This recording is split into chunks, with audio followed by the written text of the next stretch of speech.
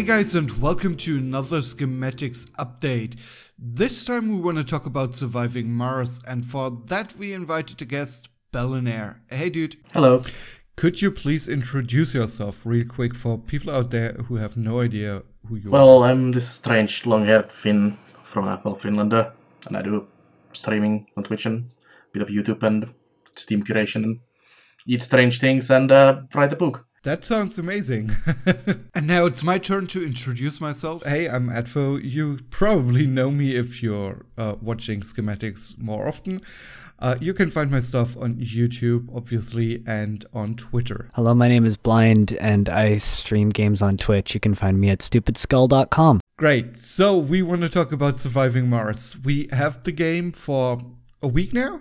Is that correct? Yeah, that is correct. We were all lucky enough to get code early, so that we have a chance to mess around and play around, and now we have this opportunity to kind of give you a little preview of what you're going to expect from at least starting a game of Surviving Mars. Exactly. This video will be a little bit different than our normal videos, I think. So we decided to basically talk about how the game starts. Blind, would you be so kind and start with the first topic? So there's two modes of play here.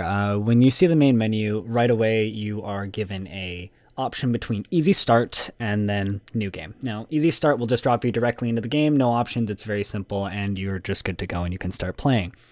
However, what we're going to be talking about real quick is the new game button. So immediately it's going to give you some options. And the very first thing that you're going to see in your options is mission sponsor. Now, all of these mission sponsors have various perks and various difficulties. They all come with a different speed of research. For example, China researches quicker, but has less funding. SpaceY has researches the same speed as China with even less funding. But yeah, it's just kind of different scenario start. So under that there's the commander profile, and it's kind of similar to the mission sponsor, but instead you get to choose what kind of leader you have in your mission, I guess. And each of them basically gives you a specific tech bonus that you start with, which can be really powerful. Like there's these buildings that go in the middle of the Martian domes, and they can be really game-changing how much they affect your gameplay. And then there's stuff like starting with an extra rocket or more efficient drones, faster construction, less water used in your domes, and like a specific small bonus depending on which one you choose. You can also go with the random one and just go crazy with that, I guess. I'm actually really curious to see how much these affect gameplay, especially later down the line once you're in late game.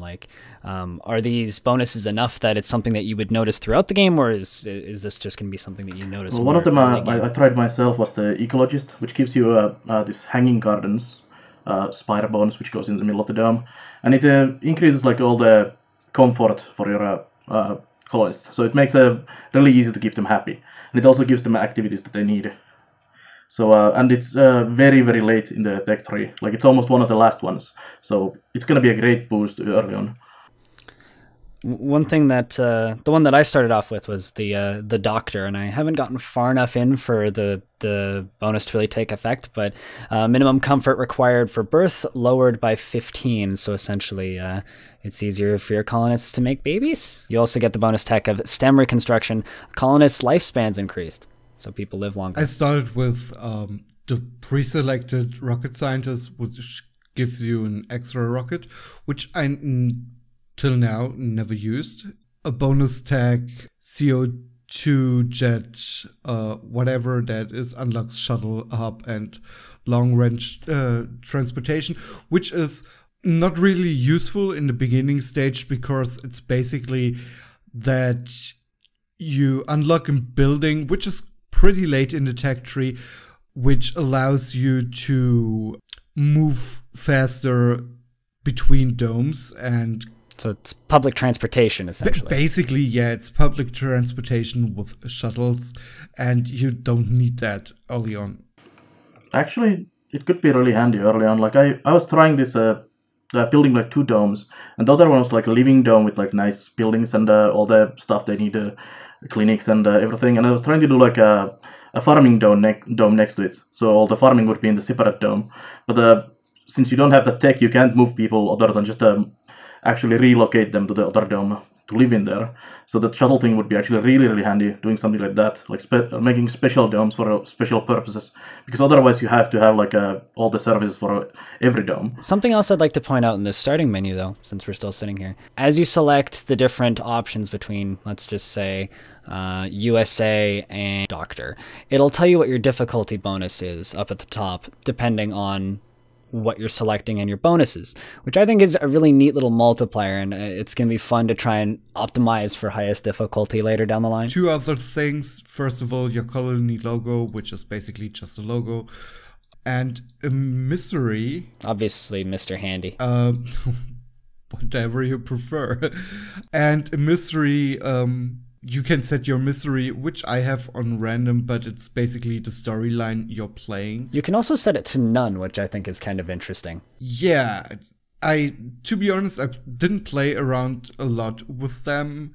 I always had it at random, so I can't tell you anything about it and how it changes really the way you play. I don't think we'd want to here because I think that would be kind of spoilerific, but essentially what these are is they're a thing that begins to happen, as I understand it, a thing that begins to happen that will affect your game in some way, depending on which one you end up having.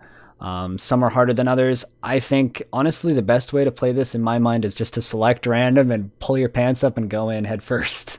Yeah, I agree. At least that's what I'm doing. So anyways, after that, you come to your rocket. And if you don't have a specific trait in the beginning, you have a capacity of like 70k kilograms for your one rocket, and you have a funding.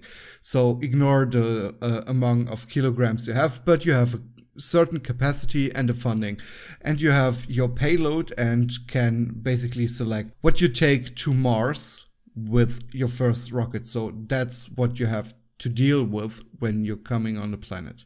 Now, when you first pop in the menu, it just gives you a default one, and I'm assuming that's just enough to survive. Is there reason to really mess with this, at least initially? The default one is basically to set up like the basic production so that you can go forward from there, and then bring in next load of like a actual passenger cargo in there to get live in the dome.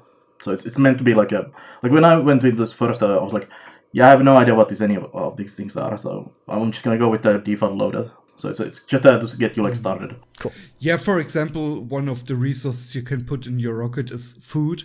Your default one doesn't have any food on it, and food isn't needed because you don't have any colonists on Mars. But and you can fly in several rockets over time before you get to your passenger rockets. For me personally, this actually reminds me of a very old game, which had many game-breaking bugs in it and was never even completed, and was somehow printed onto disc, and I managed to pick up a copy of it and play it, but it was called Outpost. But it did a very similar thing to this, where you'd select a random moon somewhere out in space, and you had to try and survive on it. And I really like when they give you these options, you know, like, and initially you're just going to look at this and be like, I don't know what any of this means, and you'll just move on. But later down the line, this is really going to let you customize your start. One of the cool things about this game, if you've ever played RimWorld has something kind of similar to this, except they're randomly generated. Every single time the map is exactly the same, and you can actually give the coordinates that you get when you drop in to somebody else that you know, which is going to be great for maybe you want to share with your friend, or try and do better on the same map. Maybe you find something that's particularly difficult and you want to challenge somebody that you know. I think this is kind of incredible, actually. Yeah, maybe Bell can tell us a little bit more? Yeah, sure. So basically when you're selecting a colony site, you have basically the whole Mars where you can pick a location. There's like preset locations, and then like Blind said, you can go wherever you basically want. And there's a mean temperature, which affects like your threats. Like if you go in the really cold region, then you're gonna have a lot of cold waves. And like I said, there's threats depending on like the location. So there's dust devils, dust storms, and meteors, and those cold waves. I happened to pick up a location just randomly on the map that I was like, okay, this has nice resources, but I had maximum meteors in there. So first, like 5 minutes into the game, there is a meteor dropping right next to my shuttle, like where the ramp goes down from the shuttle. There's a mark there that meteor is gonna come. I'm like, I'm half a Martian day into this game, and I'm getting a meteor already in my face. luckily it wasn't too bad. And then there's the metals, concrete, and water, which are the resources depending on the location. I'm actually surprised there's not the rare metals, because it's one of the things you can also find, and would affect the difficulty a lot if you don't have a lot of those. Like the location where I picked up, there was like immediate 2 locations for rare metals, which made it really nice and handy. Now that we've shown you the basics of getting started, we're just going to have a real quick peek at the options menu. I just want to note that, at least on my screen, I have the UI scaled down. The UI by default is quite large, and I found it to take up a little bit too much of the screen, at least for me. So I've scaled it back a little bit. If you want, you can adjust the size of the UI yourself. Also, another thing I'd like to note about the options menu, if you go into video graphics settings, this game has a form of aliasing called FXAA, which I do not recommend personally. I think it's kind of ugly looking. It looks like someone smeared oil all over your screen. If you want that crisp look, I recommend that you turn that off. Aside from that, just, set up your settings as you need. I do want to note that you can literally rebind hotkeys for every single building in the entire game. However, be careful going through this menu, because it will literally spoil all of the late game exciting, cool buildings that you get to build. Which we kind of spoiled for ourselves, unfortunately. Yeah, we did. So be careful with that. Now, one of the most exciting portions of this game, I think, is the mod editor. Yeah, me too. And I'm really looking forward to whatever the community will come up with mods. I mean, for me, I think variety is key, whether that's starting conditions, stuff as simple as that, or maybe even disasters and things that can go wrong, fan rebalancing, making the game more difficult, hardcore modes, etc., stuff like that. I kind of want to have these little drones that are basically small little wallies. I want to have that as big as mechs. I think that's very possible, since they already have one of the sign-up thingies for the game is a customer, like a model or a skin for your drones and shuttles and everything, so I think that's going to be very easy. Also, looking at this modding guide they have here for the game, there is actually like a list of things that are supported mod items. So you can bring in new assets made with like BlindIRL, for example. You can do mission sponsors, commander profiles, mission logos, code, do almost anything. It's basically Lua environment, so you can do pretty much whatever you want with that. Then there's building templates, farm crops, colonist traits, attachments. So there is probably decorational attachments to the buildings. You can adjust any game values. There's by the way, there's a photo mode in the game, so you can take in these nice, awesome screenshots. True. So there's photo filters that you can also add into the game. You can do all your own radio stations. I actually like the radio stations in the game a lot. Like the more like a Wild West sounding radio was really awesome. You can do light models. What else? Also, you can do your own localization, and there's a bunch of stuff in this modding guide here.